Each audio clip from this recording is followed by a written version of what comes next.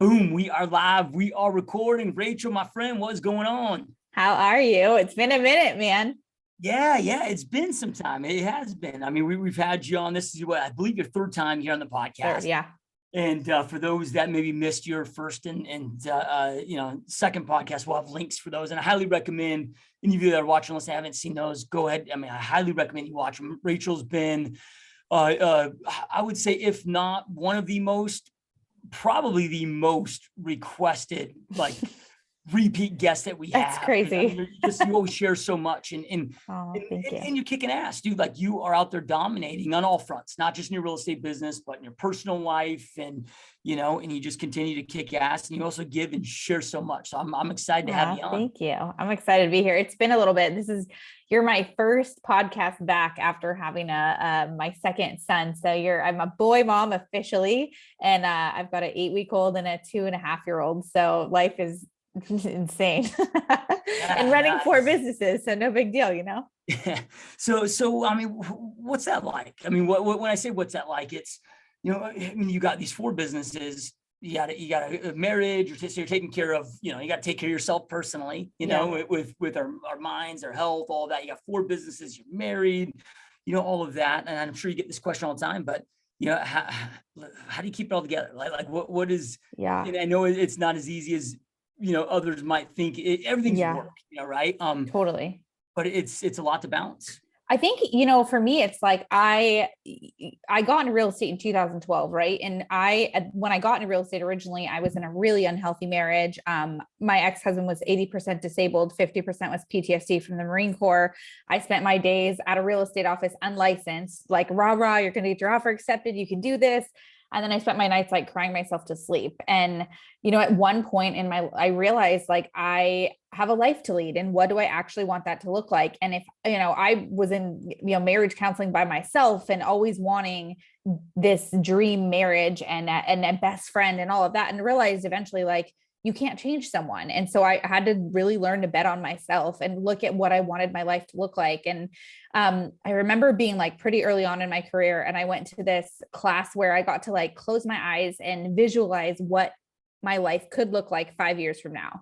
And I'm a firm believer that if you make the right choices and you're consistent with your actions, you can have a totally different life from where you are right now if you make the right choices. And I remember writing a message, like, saying that I wanted to have, a really healthy marriage. My parents have been married 43 years, and my dad still calls my mom his bride, and they hold hands in the grocery store.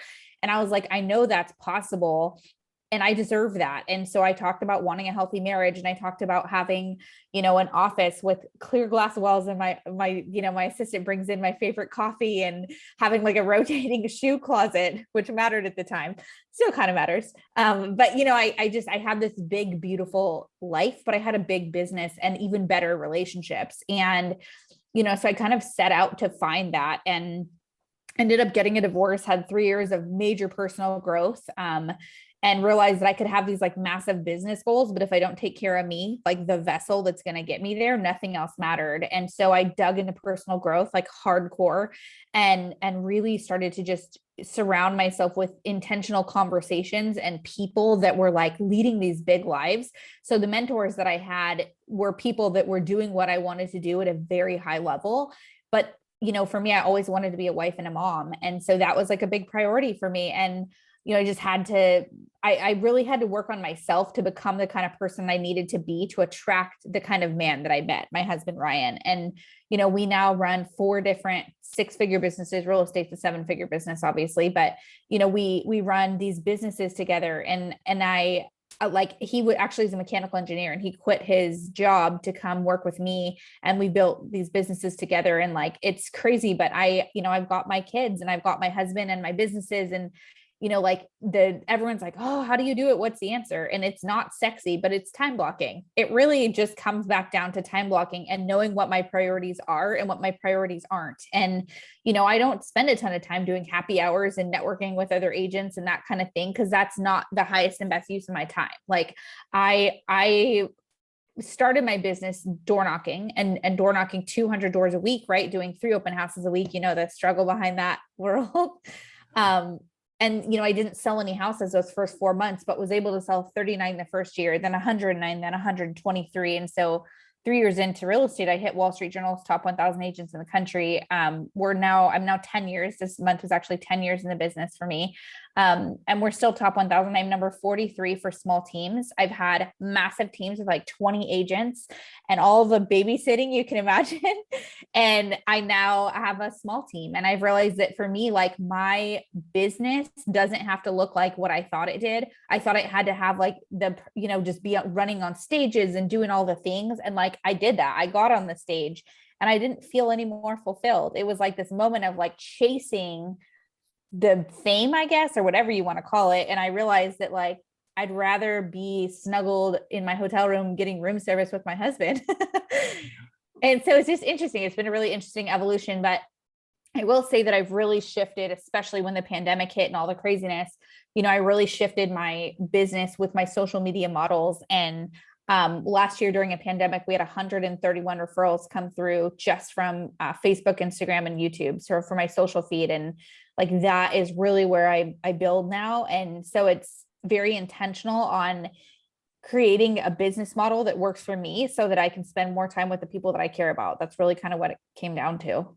Yeah, no, I love it. Well, and something that you brought up multiple times through, whether it was you personally or with your relationship or with your business, was, it sounds like you took the time to get clarity so you could be intentional with those decisions, with those choices. And I hear people all the time, they're like, oh man, I want to be happier. I want to make more money. But then when you start asking questions of, I want to be successful. Okay, well, what does success look like? Like they haven't taken the time to truly, clearly define that, to know the work that they needed to do. So you took the time to get that clarity. And then, as you mentioned, like you put in the work on all fronts.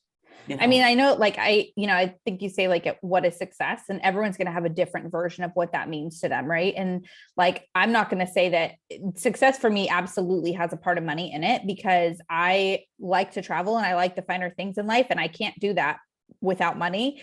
And I think there's a way when you really get like in your zone, like you find your niche and you freaking dig in and focus on it, that's when the money comes. It's like, if you're chasing the money, it's never going to get there. You're always going to be chasing the next deal or the next client and have that scarcity mindset that you have to answer the phone at 10 o'clock at night. And it's like, you're not going to get me at 10 o'clock at night. I don't care who you are. Like, you're just not going to, because my family is my priority. But during business hours, I have priorities then as well. And my family knows that. Like, I think, especially like being a new mom, there was like a lot of mom guilt of like, if I'm working, I should be with my kids. And you feel this guilt, but if I'm with my kids, I should be working, and you feel like the guilt on both sides. And I think one of the things I've learned is like to be totally present with wherever I am and what I've made that choice to be. So if I'm with my son, I don't have to have my cell phone in my hand answering someone's text message or whatever. I can be with my kids because that's my priority at that moment. At the same time, right now, they know that I'm recording a podcast. My office door is closed, and this is my focus and this is my priority. But I don't feel guilty about not being with my kids right now, because what I'm doing is going to provide for their life. And like, so I think it's just having also like that clear distinction of like, you're showing people like you're showing your kids the example of hard work and what that can get you. And I think that sometimes people forget that. They're like just consumed by guilt, but it's like, they also need a role model and they need an example, and it's our job to be their example. Yeah. Well, and then do you think that some of it is just these cultural kind of constructs of like, we feel like we need to have work-life balance, because I don't know, people talk about it, or it's this culture thing where at the end, it's like, what's wrong with loving to work and loving to be a parent? And 100%. you can ask at all of it, but it's almost like we can play into the societal constructs that put this unnecessary guilt on ourselves. Yeah. It's crazy too. It has to be if or. It's like, if you're doing this, then you can't do this. Like, you can do both. Like, you absolutely can do it all. You can be a killer realtor. You can be a killer parent. You can be a great friend. You just can't do it all at the exact same time. You have to make a choice of what you're focusing on in that moment. Yeah. Yeah. And then, when you take the time, it's like, well, being a killer parent, what does that really mean? Totally. Right? Like, and taking that time to really, I know we were talking off air here, but, both of us have taken the time to really reflect on, because it's going to be different for each of us. Yeah. You got to really spend that time. And because, it all comes down to decisions and choices. Yeah. But if you're not making those right decisions that are congruent, next thing you know, you're going to find out you're on the opposite side of the planet, where you wanted to be. At the same time, like having a 2-year-old is like nothing I've ever experienced in my life. I'm like, I've never had a real estate transaction that's difficult. Like you are like a tiny hurricane of a human. Like what is a 2-year-old? What are they? They're horrible and cute, but gosh dang it. Yeah, and I know everybody says this, but it goes by so quick. I And know. when my kids were your kids' age, I was like, dude, this is not going by quick. Now my oldest is 13, my youngest is 8. I'm like, that's so crazy. I get to a point where it just goes, man. Yeah. And but you're doing it right. I do have a lot of, when I say regret, if I could do it over again, I would do it differently. Yeah. However, I've learned from it and it allows me to be much more present today. So I don't want to say that, it was a learning lesson, but it's like, I don't remember any of my kids' births. I was physically there. I was in the room, but I was so sleep deprived. I'm trying to sit there and work at the same time. That's horrible. I can't remember them. Yeah. I wasn't present, in those first couple of years. Yeah. I just grind and that allowed my wife to be at home with them. Right. But by the time they're about, 4 or 5, that age, I was able to start being there more. But like you're doing it right of finding that, balance, if that's such a word, but again, you take it that time. I mean, this is intentional. Yeah. Like, so people, when they're like, oh, Rachel, it must be nice. I know. I'm like, oh, you have no idea. Like, I remember like when my first son was born, I got a phone call and it was a doctor and he was like, can you sell 2 properties for me? And the baby was 19 days old. And I was like, oh, I wasn't planning on going back to work for 2 months, but he was 19 days old. And I thought I have to do this. So I went, I was like newly learning to breastfeed. Like it was just a total shit show. Like I was crying. It was 4 hours, it was supposed to be 2 hours. I was gone like 4.5. I came back and I was like, nope. Why did I do that? I knew I didn't want to do that, but I felt this pressure that I had to be everything to everyone all the time. And I didn't want to let anyone down. And I would like hide in my office so they didn't hear my kid cry. And this time I just took a $2.3 million listing. I wore my maternity leggings because that's the only thing that freaking fit. And I legit made a story on Instagram about it because I was like, couldn't find any outfits that fit. I was like, I haven't worn heels since the whole thing. But I went in there and I was just like, I was like, so just so you know, I've got a 7-week-old at home. So when you call me, you might hear crying. I will net you the most money of any realtor in this neighborhood. And I'm a working mom. So I need to just like put that out there. And so now it's like, I'm freaking proud of it because it's like, and the right people will not be afraid. They will be excited to work with me. And if they follow me on social, which most of my clients ends up doing, they're like, oh yeah, tell me, like, look at your kid, or I saw this, or, oh, I know you're on vacation, but is it okay? And so like, I think when you truly own where you're at in your life and what you have in your career, there's this like newfound respect that your clients have for you and also the industry. Cause I get messages now from like new moms or like women that are getting they're like, I'm so scared I'm having my first kid. How did that not affect your business? So it's like, it's a different evolution for me. Cause it's like, I'll teach you how to build your business on social media and I'll teach you how to like plan killer client events and like build a national referral network. And you can have a beautiful family at home too, Yep. No, I love it. So we're going to jump on in now and kind of get practical with things that you're doing in your business. And because I mean, you're every time I talk to you, it's just, I'm always so impressed that you're just crushing at the next level. And also, I talk to a lot of realtors, team leaders, whatever we want to, classify that as, that do a lot of production. But what I love about you is not only are you doing a lot of production, but you're doing it in your own way. Yeah. Right. Like you're doing it in a way that works for you. You're attracting business, not out there chasing. You're not out there, necessarily having to pound the pavement like you used to be. You built it in a way that works for you, works for your life, and works with your schedule, and you continue to grow and scale it, which, we'll get into all of that. The first thing I want to ask you though, right now, I mean, it's a challenge in this market, low inventory. Yeah. It's like every market we're seeing is essentially the same. I mean, it's just nuts out there. So you're in Sacramento area? Yeah, I'm Sacramento. So I'm Northern California, like Sacramento and Placer County. Okay. Yeah. So, and then last year, your average price point was 600 grand. Yeah. Right? You said it's about 2 million. Yeah, it's nuts. It is totally nuts. I think it like we've always focused on increasing our price point. And, I actually have a video on my YouTube channel about how I finally broke into the luxury market, but I don't think I truly learned how to like leverage a listing until recently, which sounds silly because I've been in it 10 years, But I think that, again, I was trying to do things like other agents, and I was like, oh, this worked for them, so let me try this. And eventually I had to figure out what worked for me. And it's funny because I remember when I first started to take luxury listings, like I remember reaching out to one of my girlfriends, and she's a big luxury agent in Seattle.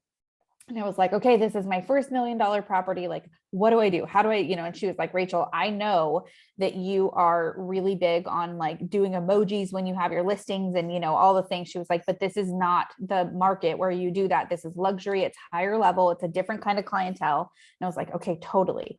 And so, I did my brochures, printed them out because, with like a $500,000 house, you don't do print brochures, but like I had my trifold brochures and I had my big 16x20 poster board, and I'm doing my ad and I'm like putting it on social. And I was like, oh my, and it had a private putting green. And I was like, the putting green emoji is so cute. And I was like, I'm going to do it. And so I just did like my listing my way. Right.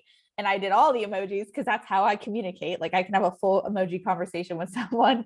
And I sold it for 4 days in cash to it was like 1.7, but I sold it to a baseball player. So he played for the Giants and he happened to be visiting his mom, and my ad came on his wife's social media, on her Facebook page. And my ad hit her algorithm, showed up to her, and they came and saw the house, bought it in 4 days for cash over asking. And I just remember thinking like, why am I trying to do things that other people do? Like people hire me because of who I am and what I bring to the table, like my skill set.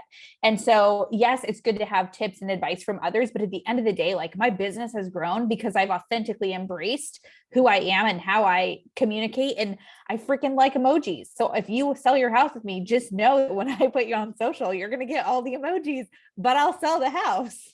Yeah. No, I love it. And like this market, again, it's been nuts for all of us. And, so I'm in Phoenix, and when I say this, I mean, all markets are appreciating, but to give some context, 2020, our market appreciated 39%. Last year was 32%. So we're the, fastest growing metro in the US, but it's been nuts. I mean, it's, and our price point is, I don't want to say similar to yours. I don't know what your average price point is, but it's, anyway, though, and this like is what's happening in most markets where, and I keep telling not just my agents, but on the podcast, I'm preaching this and my coaching clients, but it's like, look, you've got to make sure that you are always identifying, because we're real estate professionals, right? And real estate always going to be trading hands. Yeah. But we need to make sure that we're doing our analysis and getting very clear on whom is it trading hands amongst, who are the buyers, who are the sellers. And like, in my market, in most markets, your average middle class, it's like your lower middle class, first time buyers, even middle class is obsolete now. Like you can't get under 500 grand in my market. I mean, that's and it's having the honest conversation up front too is really freaking important, because I don't want to waste my time, but I never make it about me when I'm talking to the client. I'm like, I don't want to waste your time. I'd rather be honest with you now than disappoint you later. This is not the market for a first time home buyer that needs a credit from the seller. It's just not, you've got to waive appraisal. And if you can't, you have to put a cap on that appraisal. Like you have to be intentional with your buyers right now in the market. And then, on the flip side with the sellers, they're loving it right now, because you're just like, this is what I can do for you. And this is what you can expect when you work with me, not if you work with me, when you work with me. And so I think just having those really intentional conversations is super, super important. That being said, when I'm pricing a listing, I'm not pricing it at the high of the market, because I still want to get the multiple offers, net them the highest dollar, all the things. So it's like, I think it's important to have the conversations up front with both sides. Yep. 100%. And where I was going with that is because I wanted to get your see if this played into your strategy and just get your take on this. But it's, again, we got to identify, okay, who's buying, who's selling. So if I know that you're middle class, I mean, like in my market, it's you're going after the affluent or you're going after institutions, and the thing is too, is our businesses don't always have to be extremely, extremely competitive if you pick the right price points. Right. Like if I'm going to go after $500,000 buyers in my market, I know it's going to be gnarly. But if I go after, $1.5, $2 million clients, it's going to be less competitive, less saturated. I mean, did that play into, because I'm guessing 600 grand to 2 million, your market didn't appreciate that much where your average price point went up that much. It was intentional of you pivoting who your ideal client was going to be. Yeah. So for me, it was, I've always I will never turn down a client. I don't care if have an $86,000 short sale or which was one of my first clients, right? Or, you're $1 million buyer or seller. Like I will never turn down a client. That being said, to sell a house where it's 2 million and your commission's 50 grand versus, selling a house that's like, 350 and you got to sell 4 of those to make it right or whatever. It's like, I think I realized again, like you only have so many hours in the day. And what it really comes down to is when I got the listing in the price point that I wanted, making sure I could leverage that properly. So instead of just getting the listing, throwing it on MLS and praying that it's sold, right? Being really intentional on when I have that new listing, putting it out course on my social media and then boosting the ad, right? So it hits other people's algorithm, dialing around the neighborhood. So making sure other people know there's a great house in their market, who they know as a friend, who they want to move in as a neighbor, door knocking a community. Like this one, the houses are obviously a little far apart, but door knocking the community to get that face-to-face, belly to belly. And then the only time I'll do print marketing is after I do a higher price point listing. So I'll also send it out because I want to show my evidence of success. So like when you work with me, because a lot of people are hearing that the prices are going up, but they don't know how much equity they might have in their home. And some people look at it as like, oh my gosh, I can't knock on that door. I can't call the person, or I can't, I don't want to bother them. But I'm like, they might not know that this is a perfect time for them to downsize or to get a bigger house or whatever it is. Right. So like this might be the perfect opportunity for them to make that next step. I mean, a lot of people are leaving California, like, I'll take all the ones coming in, but for those leaving, I'm selling a lot of their houses and they're relocating and a lot of them are heading your way. And it's like, I feel like I'm doing a disservice if I don't let them know what's happening in their market. And so I think that it's like a mindset shift of like, you're offering value to people. And that really is like every time when I wake up in the morning or when I start to do my lead generation or I'm doing my social, like I think, how can I add value to others? Because it's, I think when I got in the business, I was 26 and everyone said we were like used car salesmen. I just remember thinking like, why do they think that of us? Why do they think we're so slimy? And it was just because so many agents out there are like how much money they can make, how many houses they can sell. And I'm like, this is the biggest financial decision people ever make in their life. And they trust us. This is about how many families I can help.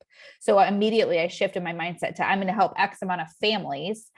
And it's just kind of continued on with that and just continually adding value and figuring out how I can add value.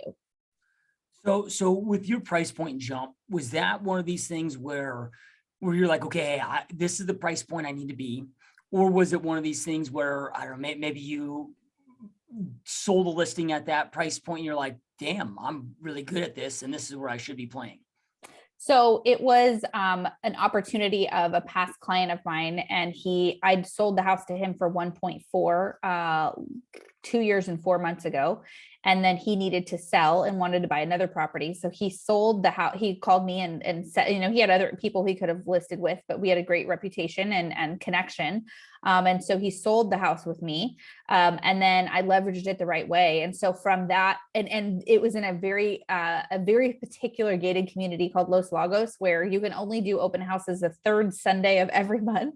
And everyone has to be on the gate and like just kind of a crazy thing. And so I didn't have because he needed to buy another property, I didn't have the opportunity to wait and do an open on it. So I was like, well, dang it, that would have been a great opportunity to get buyers.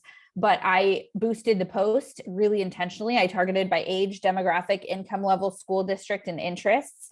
And interests are a huge thing when I'm targeting my audience. And so I targeted and I got 3 buyers, all who could afford, 2 and below. One was like 2.2 and below. And then my listing I just took right now we just listed for 1,895, and they have 36 palm trees, and they're like their house is so beautiful when you drive up. And I said, how did you find me? Because I always want to know, like, right. Because I always track all my leads. I'm like, how did you find me? And he said, I went on Zillow and I typed in the price point that I thought my house would sell for. And I interviewed 4 agents. And he's like, you were super communicative. You blew us away with your listing presentation and you were the most genuine. He's like, some people come in here and they're just like really pretentious. And he was like, that's not, and for me, again, it's being real and relatable. Like it is okay to come into a property. Like you don't have to be something you're not when you walk in there. And, they told me they didn't want any open houses because they didn't want the looky-loos. And I said, I totally understand that. You don't want me to build. And he, he's like that. And he's like, I don't want to offend your industry, and he was kind of hemming and hawing. And I was like, you don't want me to build my business from selling your house. You want me to actually sell your house. Cause he just didn't want an open to help me get leads. And I was like, I totally respect it. Totally fine. And he was like, I'm glad that you're not offended by that. And I was like, I get it. You want me to sell your house and that's what I'll do for you.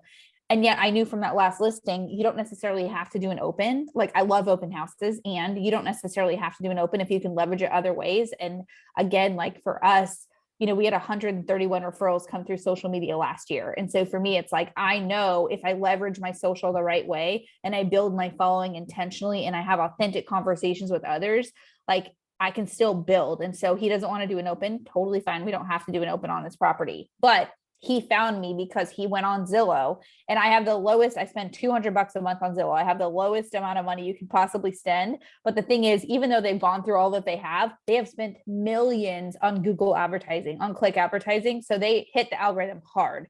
And so it's like, I knew that if I spend the least amount with them and people are still looking, they're still going to come on their platform. Yeah. Yeah. And so 131 referrals through social media last year. So we'll say 131 sales from social media last year. Yeah.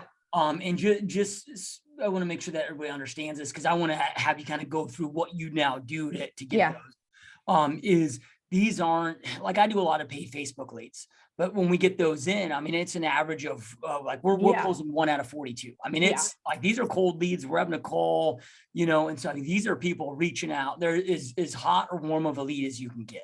Yeah, this is literally people coming to my personal social media. It is nothing paid for. It's like, I don't consider an ad, like if I boost an ad on Facebook, I don't consider that a social media referral. A referral to me is someone who came to my personal platform, whether it was Instagram, Facebook, or YouTube, and said, hey, I need to buy a house, or I need to sell a house. Okay. And then the other thing that I want to ask you is, I get all the time that,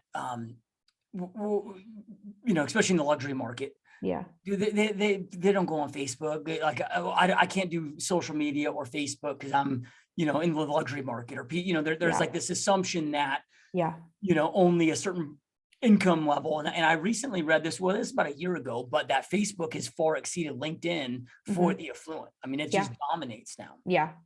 I mean, I think that for luxury, they're much more on Facebook than they are on Instagram, because Instagram tends to be the, like the younger generation. I mean, it's changing some, and it's still more of a younger generation, but the people who can afford the price points that the $1 million price points of luxury tend to be a little bit of an older demographic. And I find that they're still on Facebook.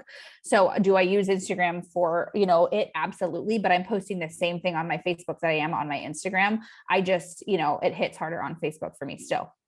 Okay, perfect. So then, all right, so I mean, are you okay with kind of breaking down and walking us through what your social media strategy is, if you will? Yeah. So this will take probably about like 20 minutes. So if you guys are down to hang and you're here, I'm happy to. Yeah. No, I mean, because like, look, I mean, everybody tells us you got to be on social media, right? But then it's kind of one of these things where it's okay, well, I get that, but what do I do? What do I post? How do I not be that annoying, douchey realtor salesperson? All of this. And obviously you got this down to a science, and your price point, 131 referrals at your price point, this is more than most people probably make in a lifetime selling real estate, right? Well, and it's not, I mean, know that like not all my prep, I mean, like we sell $350,000 houses. I'm getting someone writing an offer today for 235. Like, it's like, I'm all over the map. And just this year, our price point is just killing it. So it's like, all right, we'll keep doing the thing. And one, I love that, because you focus on families. You're not focusing on price. Like, how many people can we serve? And understanding that the commissions will follow. It's just about serving, supporting. And like you mentioned, I mean, you started your career off doing short sales, and it's evolved into this. So the first question I have for you is, I find that, so many people, it's Napoleon Hill's stopping 3 feet short of gold. A lot of people don't give things enough time. So how important is consistency, and what kind of a length of time? So if somebody followed at the end of this 20 minutes, they take detailed notes, follow everything you say to a T, how long before they start to see some type of fruits from their labor? You literally could start to see referrals like your first month. So I have, we'll chat about it at the end, but I have a coaching course, and in my coaching course, we have a mastermind group, right? And I always tell everybody, I want you to share your wins. I want you to share like what you're doing. So this model that I'm going to go through with you, I had an agent who had a Facebook page, but she didn't really do it effectively. She'd kind of post here and there when something jumped out at her, she'd, share it, but it wasn't anything that was like major for her. She got 4 referrals her first month with my systems. And now I do have a content calendar that really, hits the algorithm pretty well and some stuff that I give out.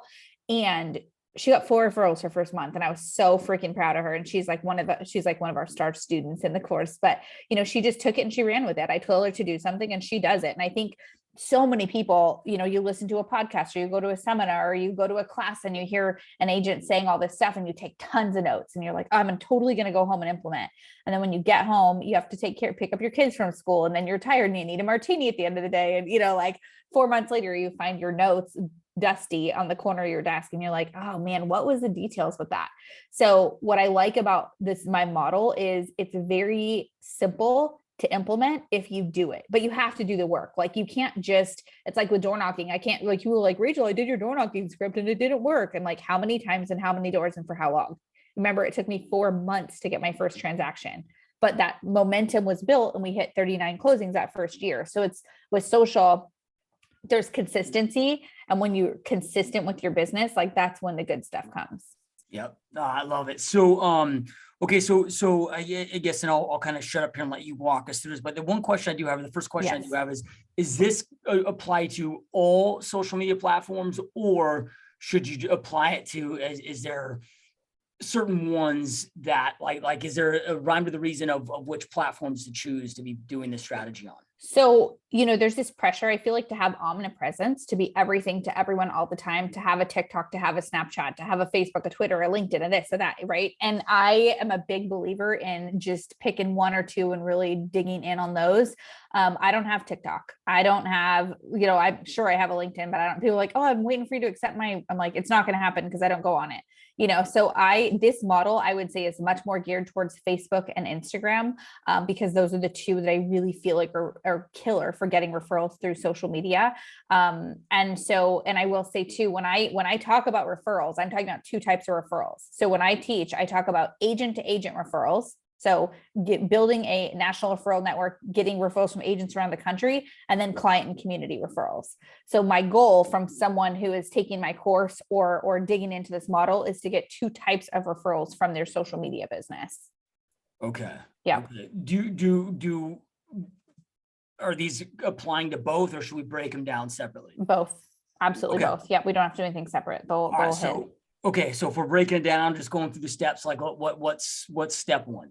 All right. So I have a social media model that I've kind of broken down into 7 steps. Now, it does not matter if you are selling socks, if you're selling houses, or you're selling shampoo. Like this, any industry, any business, this model works for. I'm proof of it, right? Because we have 4 different businesses. So I have my real estate business where we buy and sell houses. I have my coaching company, which build it the same way with this business. We hit 6 figures in the first 5 months. We have my public speaking business, same model. And then we also have a anti-aging hair care and skincare company. And that's same thing. So all of these businesses are ran through this model. And the first thing I do want to address before I jump in is the algorithm, because people hear the word algorithm and it's kind of this like big, confusing, sexy word. And they're like, well, I want to be part of it. No, but I think I want to beat it. Like people don't know what it is. So I like to break it down. And the algorithm, simply put, is your impact and your influence you have on social. It's how much eyes are on your content. I have a buddy from college that works at Facebook, so I get some great intel from him. Currently, people are only able to see about 7 to 10% of their friends on social media, 7 to 10%. Think about when you go on, you see the same friends feed over and over, the same highlights, right, on Instagram, the same stories. But if you look at how many friends or followers you have on social media, you're going to realize it's only like 7 to 10%. The current algorithm, the max you can get to is about 42% of people seeing your content on social. But this is the rule. If you're not seeing them, they're not seeing you. And people work with people that they know, they like, and they trust. So that means that you have tons, hundreds, thousands of friends and followers on your different social platforms who would love to refer business to you, but you're simply not top of mind. So how do you stay in front of them? And that's really what my model goes through. So you ready? Yep. Should we hit it?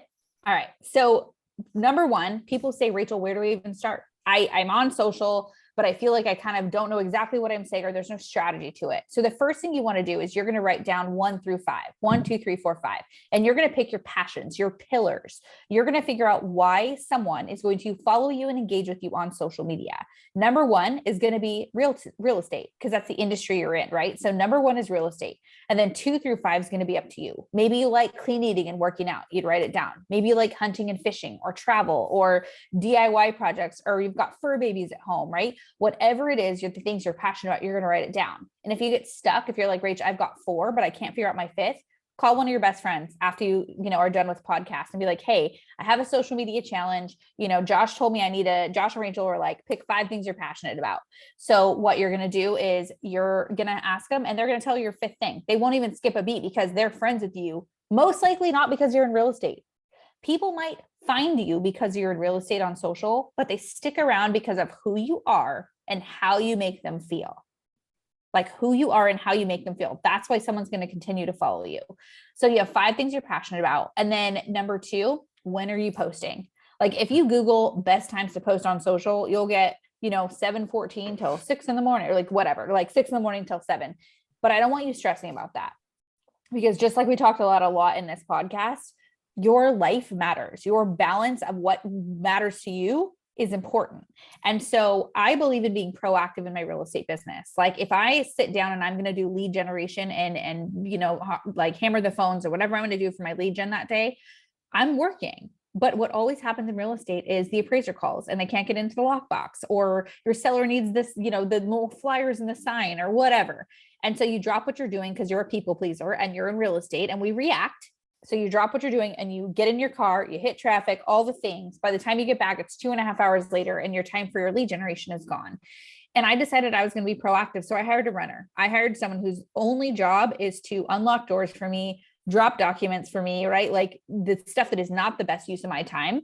And I'm giving someone employment. So I'm proactive in my real estate business, which means I'm proactive on my social. So what happens is when I wake up in the morning, I used to grab my phone, and the first thing I do is I start scrolling, and I see like the mom who just made her kids, handmade lunches and wrote like, I love you on the note. And, the dad that just finished his green smoothie and just, his Peloton workout for the day, or like someone who just sold their 100th home and it's like March.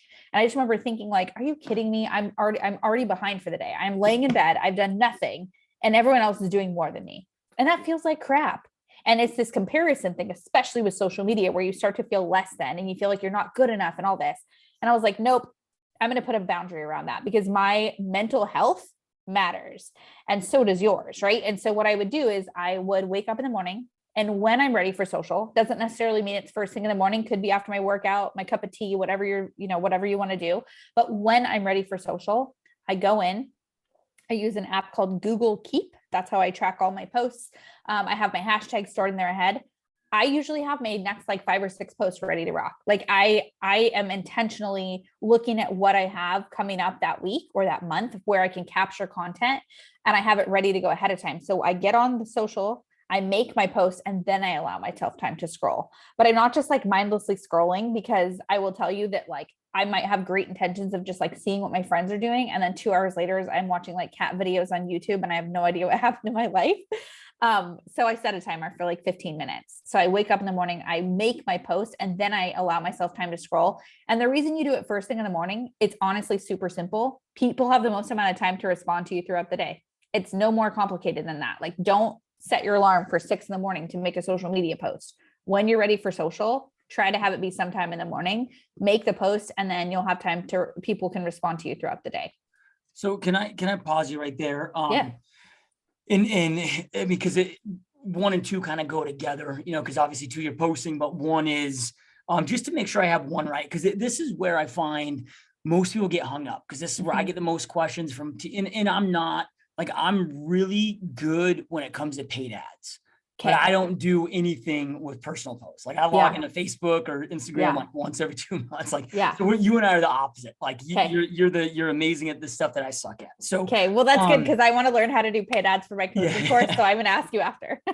so with these, so I'm looking, okay, you got 1 is real estate. So these are going to be, you when you say 5 passions, it's almost like, and I heard this, I think, from somebody else at one point. They're like, when somebody thinks of your name, like, what do you want them to think of as? So like, for me, it'd be like, okay, real estate, then, maybe my family. So, wife and kids. Wife and kids. I'm passionate about working out, snowboarding, and then maybe self-development, like things, 100%. I'm consistent. It's like, if you're thinking of like, if somebody met you in the elevator and you had to give them a little elevator pitch for who you were, or if you're on Instagram and you're making your bio and you have little bullet points, and I said, give me 5 bullet points, give me 5 things that kind of like interest you or define who you are, or that people are things that like you do on the weekend, or people are friends with you for this reason. That's what you're going to write down.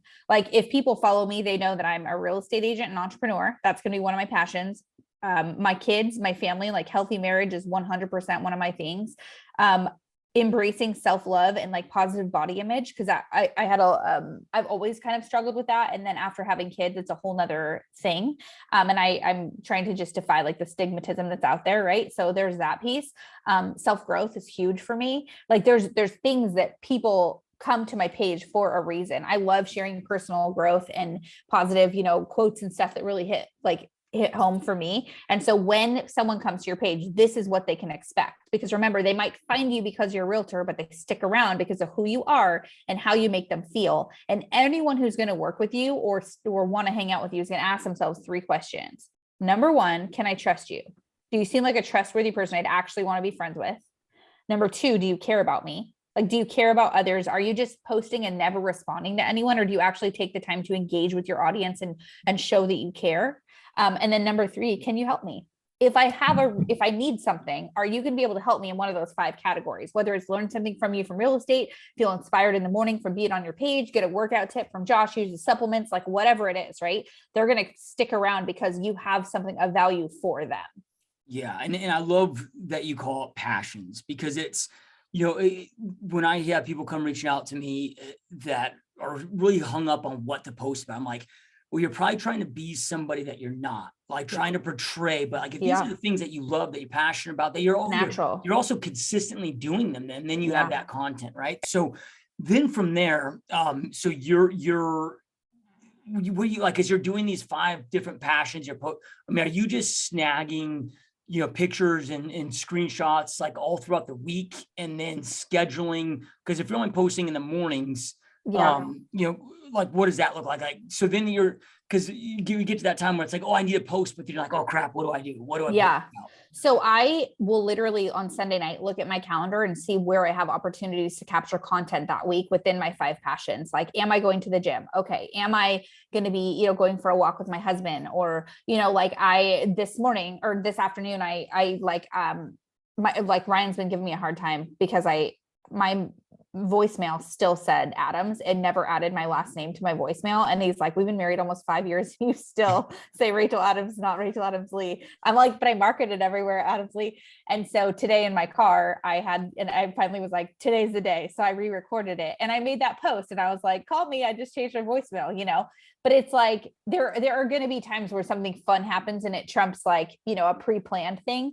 But I have content in my phone from the week, from the last month, from a trip I went on, and there's again, like, people feel like they have to be everything all the time. Like, I went to, Ryan and him being an engineer, like he'd never dated a realtor before, and we're our own breed.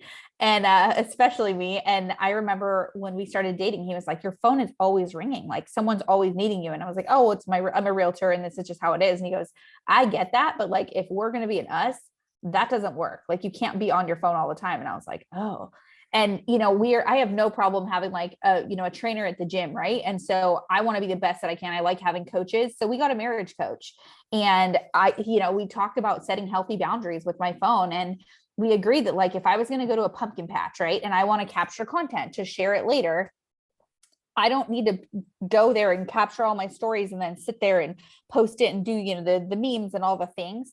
So I grab my phone. If I'm going to go to something, I grab my phone, I take it out, I get all my content, and then I put it back in my purse. And when I'm ready to be on social and to take that time, I can then post it. People don't need to know what's happening in your world every dang second. People think like they have to share what's happening in that moment. So I actually shared the pumpkin patch location an entire month later, honestly, because I forgot about it. I forgot about it. So now what I do to keep more track of like my options for content is I just have a note in my Google Keep app, and I just have like posts and content ideas. And whenever I get something, I put it in there. So then in the morning when I wake up and I'm like, what should I post today? I can just go through there, and I just make sure that I stick with my, my correct ratio of posting personal to business, which is the next part of the model. Okay, cool. Yeah. And I love, because we do get so conditioned to, okay, we're doing something now. Let's take a picture, capture it, post it. You know, Right. it's almost disciplining and training yourself of creating that almost bank. It is. And I think the people who care about you in your life deserve to have your attention. And I think that's something that took me some time to do. Cause like, you know, if you're at lunch with another realtor, they're like, yeah, no, totally. Oh yeah. Uh-huh. And they're just like half listening, half not listening. And like, I still get in trouble for it. Like, you know, when you talk to someone and you ask them a question and they answer you, but they're like half listening and you're like, you have no idea what I just said, or you say something ridiculous and like, uh-huh. You're like, okay, talk to me when you're, you know. And so my husband has no problem calling me on that, but like, you know, they deserve to have our attention. So I've just learned with social media, like we're not saving lives. It's not brain surgery. It's just social. You can comment, connect, respond later. And that's why I like what you'll learn in my model too. I have some really good boundaries that I've put in there for responding to people, which we'll get into. Okay, perfect. Awesome. So you kind of gave away number 3. Yeah. So your 80-20 rule. Yeah, 80-20. So number 3 is people always say, Rach, how much am I posting about real estate and how much am I posting personal? Like, what does this actually look like? So it's 80-20 principle. So 80% of what you're posting, it's actually personal. It's what you're doing. It's where you're going. It's what you're reading. It's what you're eating. It's what makes you tick as a person. It's why someone's friends with you. 20% is going to be real estate, 20, but you don't always have to say like a real estate post could literally be like, you know, finished my workout this morning, was listening to, you know, GSD talk, you know, and learned from a top 1,000 agent, the best social media tips to build a business. You know, this girl sold 130 houses last year from social media. If you want a copy of my notes, leave your email below. So what are you doing? You're adding value to other people because you're helping them build their business. You're building your email list because you're going to increase your database, right? Because you're going to have their content. And you made your post for the day. So what a great way to do a real estate post without just shoving down their throat. I sell houses, I buy houses, right? My real estate posts very rarely are my new listings. It's usually has something to do with business.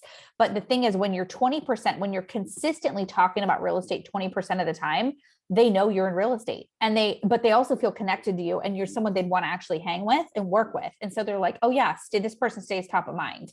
Like I think about if I'm going to buy a pair of jeans at Nordstrom, right? I walk into Nordstrom and I know I want to get a pair of jeans and someone at the front says, hey, can I help you? And I'm like, no, I'm good. Thank you. I know where I'm going. Then I get to the jeans department. I start looking, someone says, can I help you? Can I help you to find it? You know, your size. I'm like, no, I'm good. Thanks. I already know the brand I want. I get to the dressing room. Someone says, can I unlock the door for you? Yes, please. I go in, I try on the jeans, I find my one pair. The person then, when I come out, who unlocked the door says, can I ring you up? I said, absolutely. I don't say, oh no, I'm so sorry. I'm going to go to the person who greeted me at the front door because they have my loyalty. No, you go to the person who's right in front of you. So what I've learned in real estate is if I can stay in front of people with social media, I then stay top of mind. And so that's really what it comes down to is like, you have people in your life who like you, who love you, who want to refer business to you, whether it's people from your high school or past jobs that you've had, or, you know, another realtor in another state, they will refer business to you if they know that you're still in the industry and you're killing it, right? And you're consistent. But like, if you just make your social media about, look at my new listing, look at my open house, look at my client event, people feel like you're just trying to get something. You're just trying to build your business. They don't feel like you actually care about them. And so it does make a difference. And then the second piece to that is, am I getting these referrals from my business page or my personal page? And I will tell you that all 131 referrals came to my personal page, every single one. So I'm going to use Facebook for this example. This is the only difference for me with Facebook and Instagram. I have a business page on Instagram, but I don't pay attention to it. My assistant does it. My business or my personal Instagram profile is 80-20. 80% personal, 20% business. And that's where my referrals come from. My Facebook page, every referral that I got came to my personal page, but I do have a business page for 2 reasons: credibility and validity. If you type in Rachel Adams Lee Realtor, my business page is going to come up, not my personal page, because that's where I can boost ads. Google loves your money. So when you boost an ad through there, it's going to go to Google's going to give you higher ranking there. But then also that's where you can have reviews and testimonials. So you can then be a professional. You can brand that thing with like your marketing and your branding. Like if you go on and you look at my business page versus my personal page, they look very different, but that's by design. And then that 80-20 rule is flip-flopped. So on your business page, 80% of what you talk about is going to be business and 20% is going to be personal there. Yeah.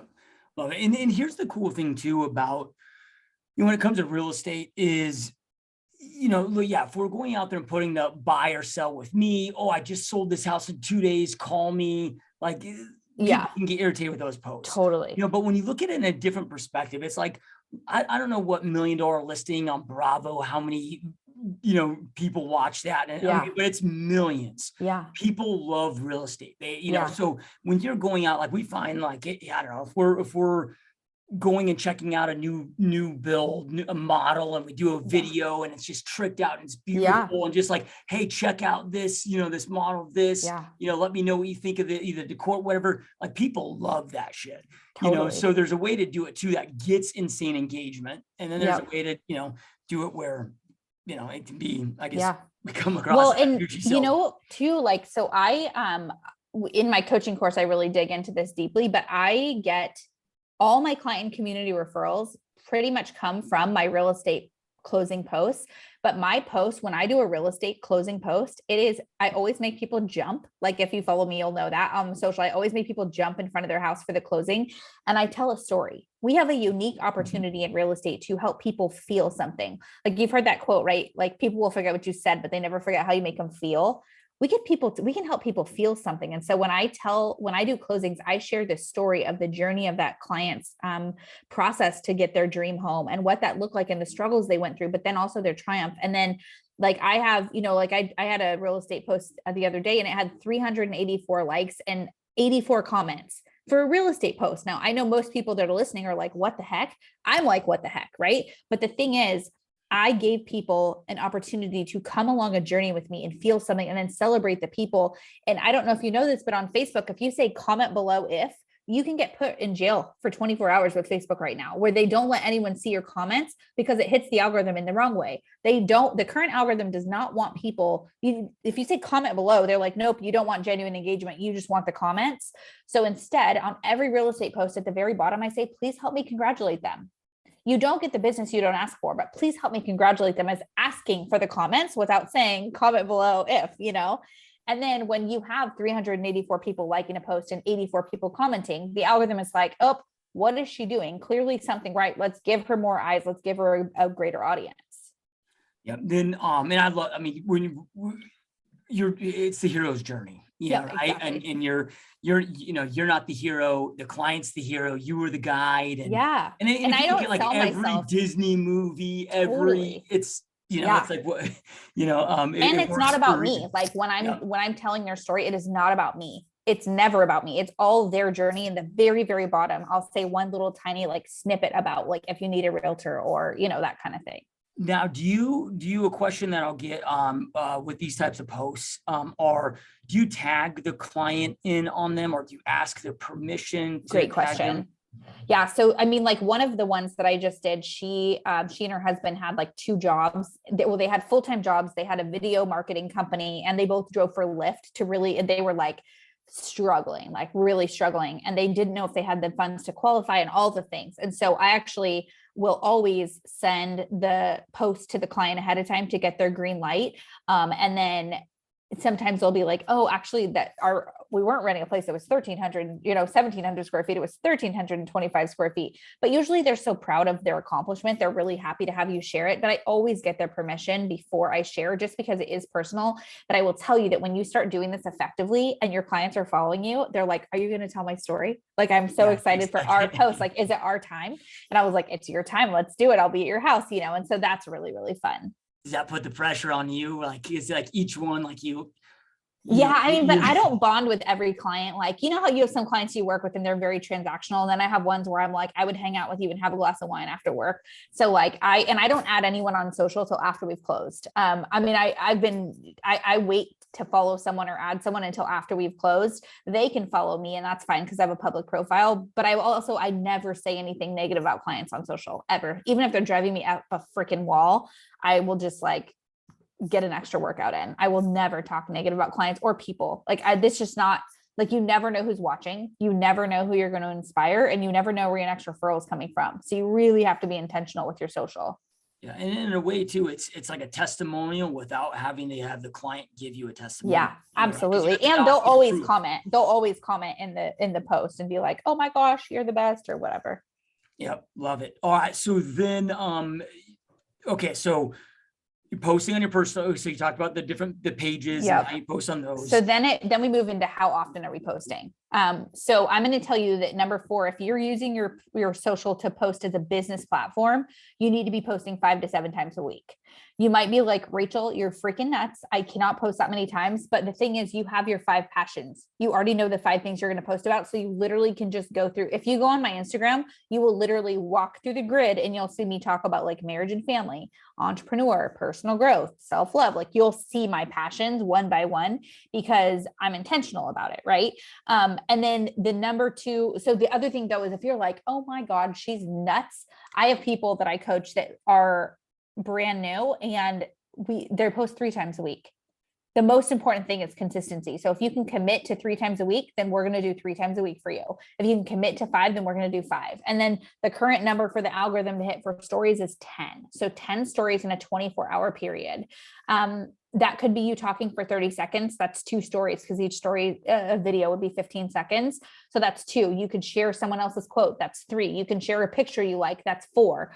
So it really isn't as hard as you think it is in a 24-hour period to do 10, but that is the current number for the algorithm. Okay. So you're posting 5 to 7 times a week. Yep. Those are posts. And then you're doing stories. You're doing 10 stories a day. 10 stories within 24 hours. Yeah. I sometimes do more. And a lot of what I do is just sharing other people's stuff that like resonated with me. So I'm not necessarily talking on video for, 10 stories that day. It's a lot of times it's me sharing something else. Or like if I'm, like at a restaurant and I have a good cocktail, I'll take a picture of the cocktail and put, like what it was in the comments. Or if I want to get a lot of interaction that day, I'll do a post I'll do questions, right? I'll ask a question. People want to give their opinion and they want to engage with you. And you have this unique opportunity with others to really connect when you ask a question. Yeah. Yeah. If somebody's new to this, would you, in their adding the 10 stories a day, like if it seems like a little overwhelming at first, they're like, hey, can I just pick one over the other until I get that down and then add? Absolutely. Post. Do you get, posts more so? 100%. Yeah. I added stories once I felt comfortable with my posts. And, again, like we're going to start getting to the part where you get a lot of engagement, the last 3 of these, but I'm telling you, when you start to like really, so the next 3 of my pieces to the model really hit the algorithm hard, where you're going to see your interaction go up. And once it starts to go up, you're like, oh my gosh, it's working. I'm doing it right. And it's working. You're going to want to do more because it's like, you get energy from it. Cause you're like, I'm doing this right. And then when your first referral comes from it, you're like, I'm in, like, let's do this. Let's make it happen. Let's go to the next level. Okay. Yep. Love it. All right. So where are we? So then number 5.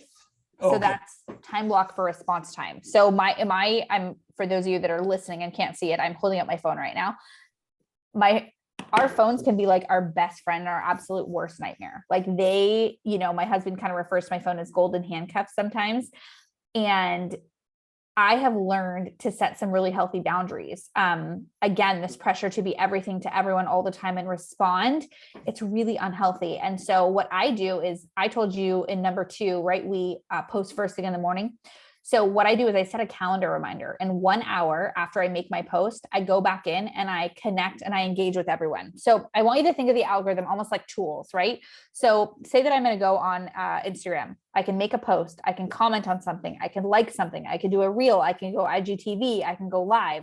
Like I just named 7 different things. Every one of those is a tool. And the more tools you use on social, the more eyes you'll get on your content. So when I make a post, right? Number 2, you make your post. Then an hour later, I comment, I engage with everybody. I just hit 3 more tools. So I'm now up to 4 different tools that could be used on a platform. The algorithm is going to say, wait, she's doing something right. Let's give her some more eyes on the content. And then 1 hour before the end of the day, I like to do it after I'm done with client meetings and all my emails and everything. I go back into social and I connect with everybody again. So twice a day, I'm responding on my social media when I have a post. Okay. Twice a day only.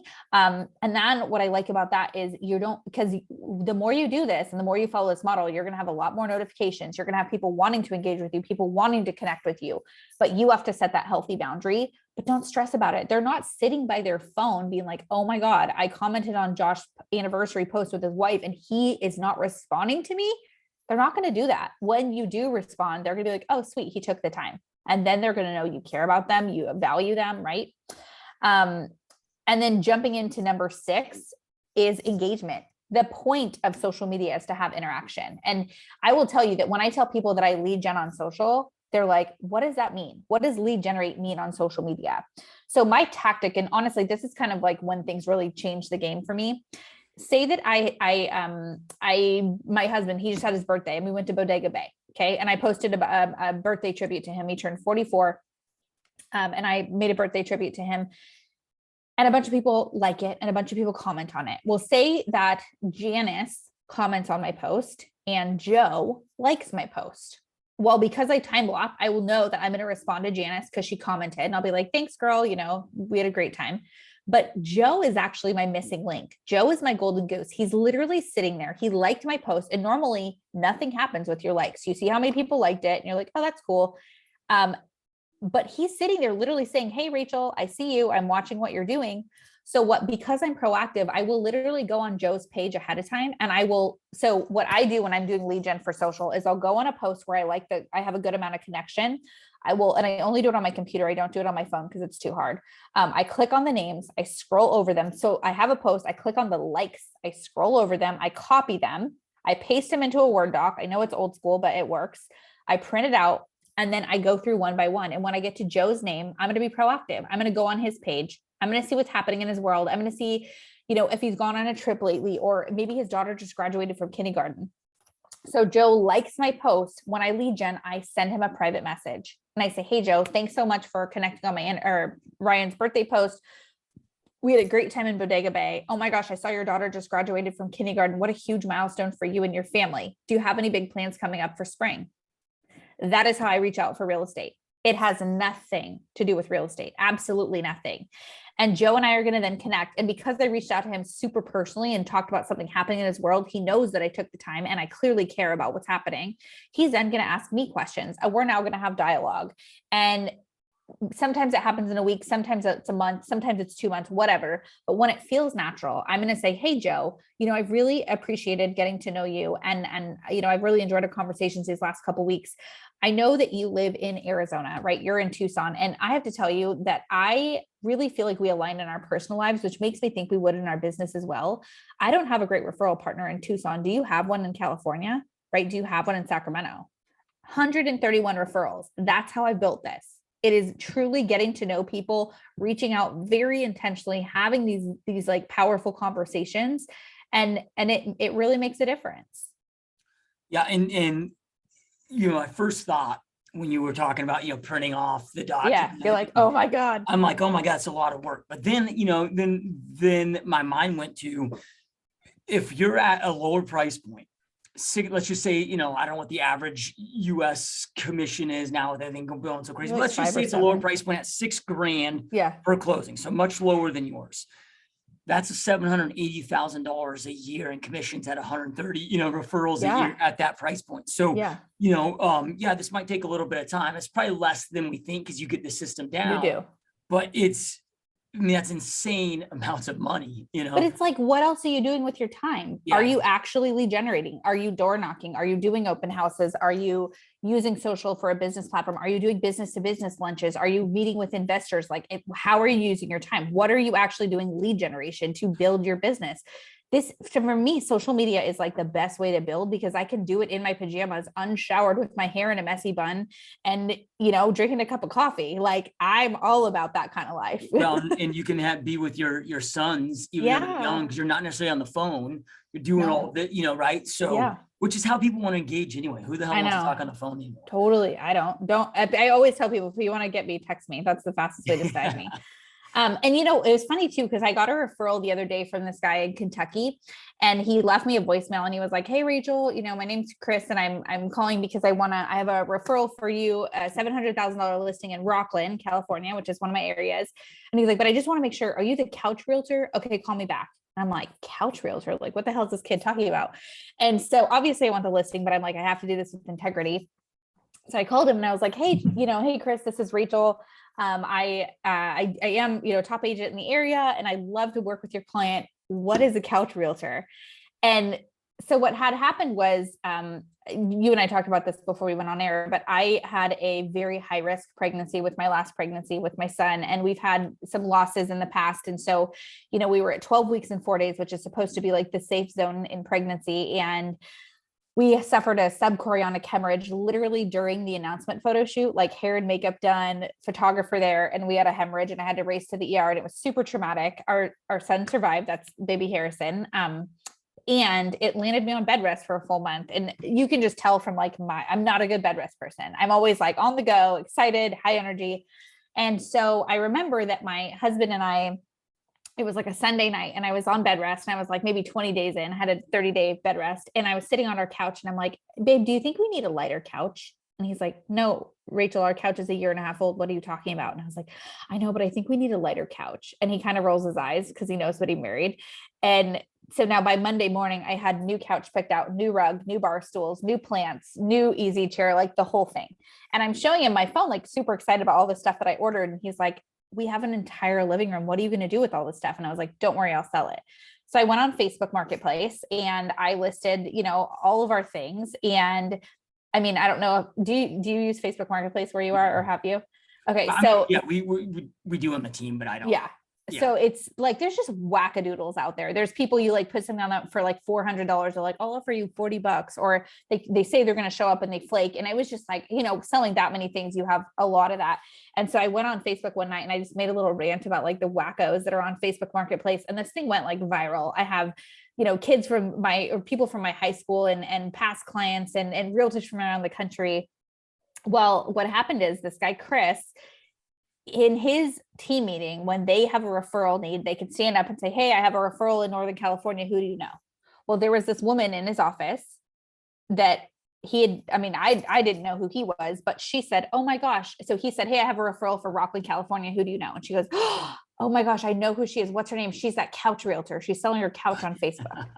So it's like, I got a $700,000 listing for selling my couch on Facebook Marketplace, but it's real, it's relatable. And it is, yes, it was that part of my 20%. No, that's part of my 80%. It's what I'm doing in my life. But again, I've stayed top of mind for that lady, because she was like, she probably had an idiot person on Facebook Marketplace too. And so it was like, you feel like you have to have this perfect image and the perfect life and the perfect job and the hair and the blah, blah, blah. But at the end of the day, you just have to be a real person that's consistently talking about what you do. Yeah. So then last rule, one more. Number 7, it's called Rachel's rule of 5-5-5. So I told you already that you're limited on the algorithm for who can see your content, right? And how do you get around that? Because we have a lot of people who we are friends with, but we don't see their stuff. And remember the rule, if you're not seeing them, they're not seeing you. So what I do is every month I will take pen to paper, and I'll write down 25 names of people that I am already friends with, but I'm not seeing their content. It could be 25 realtors from around the country. It could be 25 local business owners in my community. And then this is my rule. 5 minutes before I make a post, I comment on 5 people's post, a comment of 5 words or more. So 5 minutes before I make the post, I comment on 5 people's post, a comment of 5 words or more. And then who are those 5? They're part of my top 25. And what starts to happen is, like, when you are following this model effectively, your story views go up, your comments go up, your engagements go up, and eventually your referrals start to grow. And it's been a game changer for us. And it's so much fun. I love social media, and that's kind of like the gist of my model, I guess. Yeah, no. So on the last point there, because you got a lot of friends, you got a lot of followers. How do you know? I mean, I guess if you only had 200 people on your page, but how do you know who those 25 people are, especially when you have a big following like you do? So you can start by alphabet. It's like the easiest way to go is just start by alphabet, because you're going to hit them all. So you can start by alphabet and then just go down the line for your people, or I can type in realtor in my search bar and it'll pull up my friends that are realtors. And then I look at who I'm not seeing. Right. I can type. Facebook will show you. Yep. It'll show you. I didn't know. And so it's like, if you're starting this, I would encourage you to start with other realtors, because you don't know who is going to need a referral in your area. And the thing is, like I said, that guy didn't even know who I was, but someone else knew who I was that knew him. So as long as you're consistent with your 20%, like, you're going to keep your friends, they'll find you, right? Because you're a realtor, but they stick around because you're 80%. And then you choose your people. Like, I'm going to focus on local business owners. And then you connect with your business owners that month. And like, it really starts to grow, and it's pretty awesome. Like and then when you start to get referrals from it, you're like, okay, this works. Like, this is really cool. Yep. No, I love that. And then, like on like Instagram, I can go post on Instagram and then have it shared to my Facebook. Yeah. Do you do something like that, or do you find it better to post on each one, like just copy paste, post organically? It's a really good question. So, for anyone that has Instagram, you need to have a business or a curator profile, not a personal profile, because then you can track your insights. And that's a really important thing to know, like who is watching your content and what they like, so you know what to give them more of. But also, when you have a curator or a business Instagram, you can link your stories, but you don't have to link your posts. It actually kills the algorithm to post at the exact same time on one and then the other. So I unlink my post. So I make my post always on Facebook. Then I make it on Instagram. My reason for doing Facebook first is there's no limit on characters, and I'm a wordy woman. You can already tell I like to talk. So with Instagram, you only can get 2,200 characters, which might seem like a lot, but it goes by so fast, you guys. And so like, I'll make my post on Facebook, but I always go into like word counter or charactercounter.com or whatever it is to make sure that I don't oversee the 2,200 characters. Then I make my post on Instagram, and then I add hashtags on Instagram where I don't need hashtags on Facebook. Yeah. Love it. Love it. And then, and you're not doing paid ads. So this is, I do paid ads for my listings. I boost my posts through my listings, but I don't count that as a referral. That's a lead. Okay. And then, oh man, I had another question for you. When it comes to hashtags, do you, is that a thing still? Like, does it matter? It doesn't necessarily matter as much as it used to. What I really feel like the reason I like to do hashtags is for building my audience, like increasing my followers. It's like a Google. So if someone is looking up like, postpartum weight loss or whatever the heck they're looking up, like, and I'm going through my journey, right, of getting fit and strong again after having this baby, then I'll hashtag postpartum weight loss or whatever I want to. And then if they put that hashtag in and they find me and we align, I now have a new follower. So I do it to gain followers that are like-minded, but it doesn't necessarily hit the algorithm like it used to. It's not as big of a thing. But for those that are doing hashtags, you can do up to 30 hashtags, and you do not have to do them in your actual post. You can do it in the comments, and it works just as well.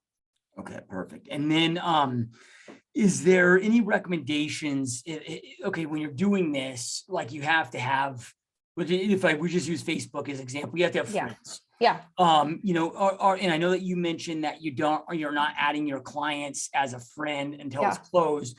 So like, are you really intentional, like almost using this as your, I don't know, like as a business card, like a database? Yeah. So like, if, I don't know, we're at an event, instead of being like, oh, here's cards, like, oh, hey, you on social media, I just shot you real quick. Like, how are you growing it? So then you have people to, it's because this is like a CRM for you. Absolutely. And after I close, I always will engage with them. I always send a private message because I want to make it more personal instead of just like add them. Because a lot of people, you add them on Facebook or Instagram and then you never do anything. Right. So I like to send them a private message after we close. And I found a lot of times they were already following me. They already found me and they were following me, or like you go to meet with them, like, oh my gosh, how's your son? I'm like, what? And then I'm like, oh, you're following me on Facebook. Okay, got it. But it's definitely a CRM. It's my database, but then you stay top of mind with these people. And then for me, like so what we talked about today is actually a teeny snippet, but I have the masterclass that you and I chatted about a little bit, but I have an 8-week social media masterclass where I specifically teach realtors how to build a massive business through social media. And part of that is content calendars, where I'm doing all kinds of content that my clients are following and wanting to be a part of. And so it's really figuring out how to add value all the time. And so the content calendars that I give out, and part of my coaching too, is teaching you how to write those client and community stories so that and I'm telling you, like, your past clients are following, they're watching what you're doing. And a lot of people think the most important part of a transaction is during the transaction. That's your opportunity to make a first impression. What matters more is how you treat them after you close, because most people don't stay in touch with their clients. Whereas I have 33 times throughout the year where I reach out to my clients, and a whole content calendar where I give, other realtors the opportunity to do the same so that you can stay top of mind. And instead, when I send an email out to my clients, they're never like, oh God, what's she up to? They're like, oh, sweet. What do we get to do this month? Like, it's, and so your referrals start to be like, gosh, you have to work with Rachel. She's awesome. And she does a lot of fun stuff throughout the year, versus just, you have to work with Rachel. She's great, Yep. Love it. So, and I have one more question for you, but this last question I have for you is on a totally different topic. So before we get into that, just because I know that, those that are watching or listening are probably very curious to learn more about your coaching program, and we'll have links below as well. But cool. If somebody's watching, listening to this, and they want to learn more about your masterclass, your coaching with this, like, where do they go do that at? How does that look? Yeah. So what it is, it's called Hello Social, and it is a 8-week social media masterclass. So we dig into the mindset behind being a social boss and just really making a digital footprint. We help you rebrand your business. I give you content calendars, so you know exactly what to say in your 20%. We help you gain new followers, figure out what to post, how to post, when to post, have authentic conversations with the people that you already are friends with. But then we do deep dives into Facebook, Instagram, and YouTube. So if you want to really hone in on one of those or both of those, or maybe you're ready to launch a YouTube channel and just dominate video, we have coaching around all of those. So the way it works is you sign up, you get a session sent to you. It's already been pre-recorded video session. And then you get a workbook to download and you download the workbook ahead of time, then you do your video. And then the next week, so for 8 weeks, the next week, then you'll get another session sent to you. And then the first and third Wednesday of every month at noon Pacific in my mastermind group, I do private coaching. So it's a one-on-one coaching. So you're in the group and you get the group coaching program. So the pricing is a group program pricing, but you get the one-on-one feel because I help you do any questions one-on-one in there, whether it's like when to hire your first admin, or how to break into the luxury market, or build a team, or, hey, I just made a post on Instagram and I got no comments. What did I do wrong? And it's really fun. And then that mastermind group also becomes your referral network. So it's super duper fun. And I am going to have a discount code. So it's normally $1,000. We have it for $697, and I'll have an additional discount code for you guys. So if you type in GSD Mode, that's going to be your discount code. And I will, I'll send you the website, but if you go to hellosocialcoaching.com, that is the website, and I will send that to you right now, Josh, too. Okay, perfect. And wherever you guys are at, whether you're listening, driving, so if you're on iTunes or Stitcher or YouTube, I'll make sure that that's right below for all of you guys in the comments. So if you just scroll below, you'll see that. Okay, so last question here for you. Yes. I'm sure that you get this a lot, but everybody's wondering, with the market and the craziness and with everything going, I mean, there's a lot going on. It feels like we're living amongst a lifetime in a movie right now. I know. What are your predictions with this market? I mean, like, where do you see this going? Do you anticipate crash, correction? Yeah. Like, honestly, we can't sustain this. Like, we have been going up for so long. I don't think that we can sustain this as a market. But I know that I'm going to be ready no matter what happens. So, interest rates are just starting to increase a little bit, but then they just dipped a little bit again. So it's like, we're going to just continue to ride this wave. I think that we're probably going to have pretty stable pricing. I don't see that like prices. I don't think we're going to have 2008. I don't think the market's going to crash. I really don't. I do think eventually prices are going to drop a little bit, and that's where I'm going to be buying up all my rental properties. Like, I don't think as a realtor, this is the market where I'm going to be investing right now. Yeah. But I don't think we can sustain what we're currently doing. Like, it just keeps going up, and eventually that's got to change. Yeah. But I mean, for me, I got into a market where there were short sales and REOs, and everyone told me not to get into the industry because it was too hard. And so I was like, okay, I only know hard. So like, I just feel like if I'm going to be in this industry, I'm going to ride the wave, whether it's great or hard or whatever. The listings are out there. It's just up to me to find them. And it's up to you guys listening to do the same. Yep. 100% love it. Powerful stuff. And, and that just goes to prove that real estate's always trading hands. Yeah. As real estate professionals, we just need to identify, whom is the market good for? It's always good for somebody. Just identifying whom is it good for. And like you said, when you jumped into business in 2012, it was short sales, it was REOs, It was investors. It was now today it's, luxury, buyers and stuff. I mean, it's, it's just that adapting. But I think you have to just know in your mind, like my mindset is like, I'm not going anywhere. Like, this is what I'm going to do. This is my industry. You know what I mean? So it's like, it doesn't matter to me what happens because I'm not going anywhere. And that's the other thing too, is like so many realtors get in the industry and they can't hack it and they get back out. And then what happens is your clients don't know if they can count on you. So like a lot of people get into real estate, they make a few posts on social and they're like, why am I not getting referrals? It takes time. It honestly takes time for people to know that they can count on you and that you're not going anywhere. And so for me, it was like with social media, I was like, we have to keep our branding consistent. We have to keep our message consistent because people want to have something to count on. And if you just are always changing things up, they're not going to know that they can count on you. Yeah. Yep. No, I love it. Such powerful stuff, powerful words. And Rachel, truly, we know how busy you are and the, young new family at home. And it truly means a lot to have you on here. And this has been amazing. Thank you so much. Oh my gosh. Well, thank you for having me. You're one of my favorite people to get to chat with. And I feel like we're both always going like a million miles a minute. And I just feel like to get to have this connection time is super important. So hopefully, you learned some stuff, your audience learned some stuff. And if you guys want to find me, I'm on, Instagram, Facebook, and YouTube. You can find me under Rachel Adamsley. I handle my own social. So if you send me a private message, it'll be me that responds.